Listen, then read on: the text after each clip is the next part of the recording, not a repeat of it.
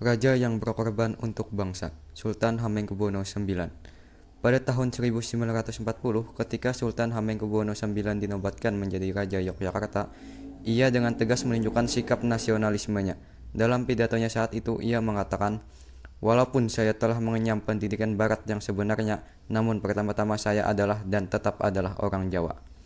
Sikapnya ini kemudian diperkuat manakala tidak sampai 3 minggu setelah proklamasi 17 Agustus 1945 dibacakan, Sultan Hamengkubuwono IX menyatakan Kerajaan Yogyakarta adalah bagian dari negara Republik Indonesia.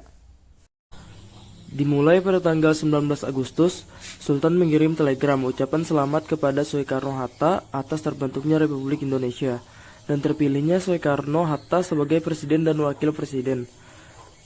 Tanggal 20 Agustus besoknya, melalui telegram kembali, Sultan dengan tegas menyatakan bahwa di belakang presiden dan wakil presiden terpilih, dan akhirnya pada tanggal 5 September 1945, Sultan Hamengkubuwono IX memberikan amanat bahwa 1.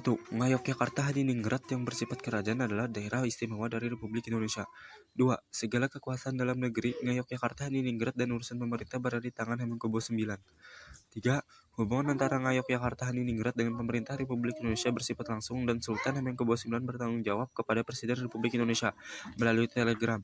Dan amanat ini sangat terlihat sikap nasionalisme Sultan Hamengkubuwono IX.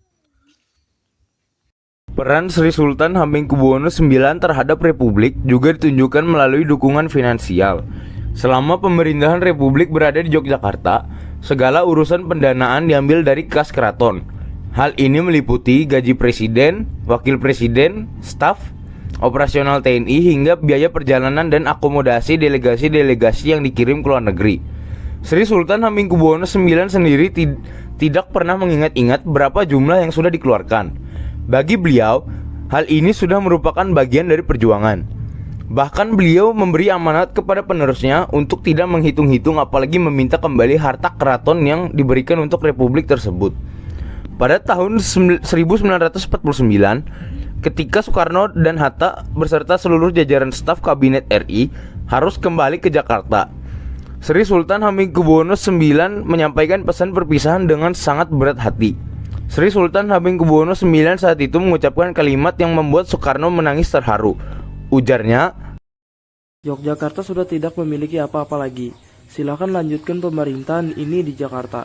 Demikianlah Sri Sultan Hamengkubuwono IX menjalankan Sabda Pendita Ratunya sesuai telegram yang beliau kirim 2 hari setelah proklamasi bahwa beliau sanggup berdiri di belakang pimpinan Paduka yang mulia. Tepat tanggal 2 Oktober 1988 malam, ketika beliau berkunjung ke Amerika, Sri Sultan Hamengkubuwono IX menghembuskan nafas akhirnya di George Washington University Medical Center. Beliau kemudian dimakamkan di komplek pemakaman raja-raja di Imogiri, diiringi oleh lautan massa yang ikut berduka. Pada saat itu, pohon beringin Kiai Wijayadaro di alun-alun utara mendadak roboh, seakan pertanda duka yang mendalam. Berdasarkan SK Presiden Republik Indonesia Nomor 053 TK tahun 1990, pada tanggal 30 Juli 1990, atas jasa-jasa beliau kepada Negara Kesatuan Republik Indonesia, Sri Sultan Hamengkubuwono IX dianugerahi gelar Pahlawan Nasional.